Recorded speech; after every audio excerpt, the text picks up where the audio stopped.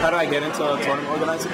Okay, let's see. After attending a couple tournaments in New York City for Smash Brothers, I started realizing the Melee scene started dying slowly, and once I realized that, I tried to take it upon myself to start hosting more Melee tournaments myself in New York City, because we used to have this venue called Web to Zone back then, where Jonathan Lugo, Alex Wright, he hosted many Melee tournaments there that would get like hundreds of people, and it was like really popular. Everyone had a great time. The moment the venue shut down, like it's like Melee just completely died and nobody played anymore. And if they would have tournaments, it would be out of state, like in Jersey or Connecticut, and people didn't really go out if they didn't have a ride, you know, to the other venues. So I said, all right, let me try to get a venue and see if I can host tournaments where people that could actually take, you know, public transit and start attending, you know, tournaments just for like $5 round trip, you know, $2.25 going and coming. And so after learning how to organize tournaments from Jonathan Lugo, Alex Wright, I started hosting tournaments of my own. And I first started hosting at Gamepad, and it was a really good venue. It was near Bay Ridge, and after that venue closed, which it closed around the end of, I believe, last year, summer-ish, I can't remember. But once that closed, tournaments stopped again.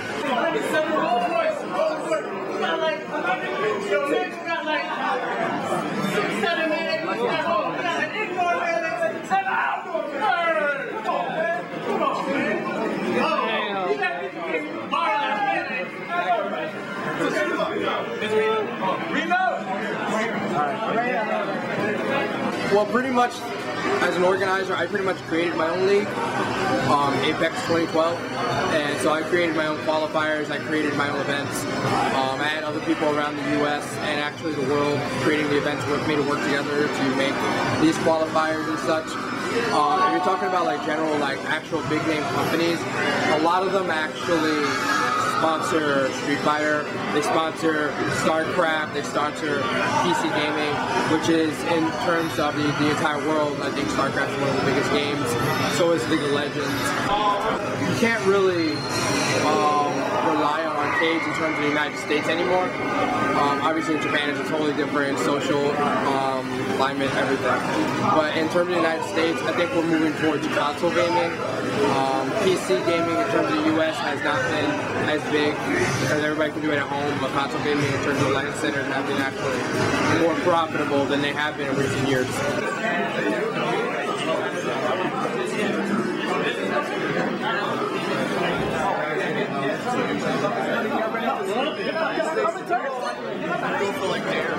I feel like America still has a ways to go in terms of, well, okay, I'll just put it this way, like, players from, you know, international gaming communities, like, I feel like they're revered more than players in American communities. Like, it'll be like, oh, okay, you see, like, a gamer who's really popular, who has like an amazing resume for, you know, all these tournaments that he destroyed.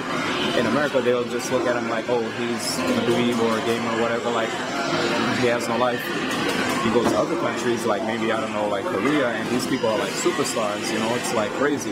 Like, they look at this guy, they're like, oh wow, this is the guy that won such and such tournament, wow, he's amazing.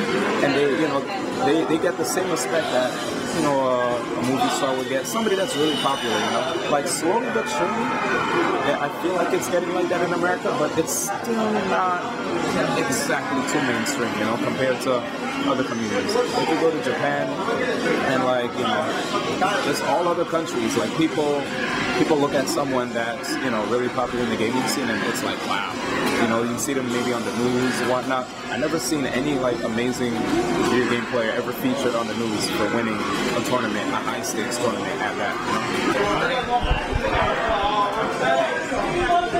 A lot of esports is still considered underground, even with Evolution, even with MLG.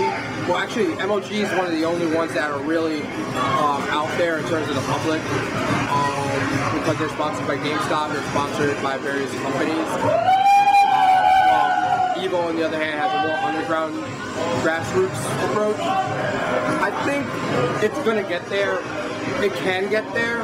I just think that, personally, I think what MLG is doing and Evo, I don't agree with the idea. I think we should promote esports more like in a NASCAR format, where every player has various sponsors, and you can use those sponsors and have, in order for them to be on the circuit, they have to pay a certain fee, which will benefit the league, because the league gets the money directly, but they also sponsor the players. I follow a lot of regular sports, and I think esports will really benefit from the NASCAR model, to be very honest.